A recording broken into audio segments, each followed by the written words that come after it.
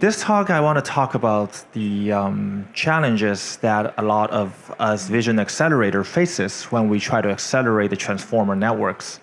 As you all know, transformer models come a lot from natural language processing, and I will try to guide you through the talk to see why a lot of those are very relevant even when we come to vision, and how we should develop a vision processor to try to target those workloads more and more efficiently. Let me make sure I can get my cursor on the screen. Perfect. So I love this analogy of a group of blind folks feeling out an elephant. This is probably a 1,000-year-old riddle. This basically illustrates the problem of receptive field. A receptive field is great if you have an object that's roughly the same size as what you can capture.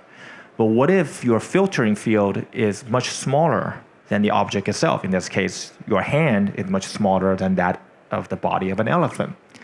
Then you basically have an issue of, depending on where you're looking at or where you're touching, in this case, you might get to some fundamentally different conclusions on what you are looking at. In this case, as you can see, based on where you're feeling, the person may have some very different conclusions about what is this giant object.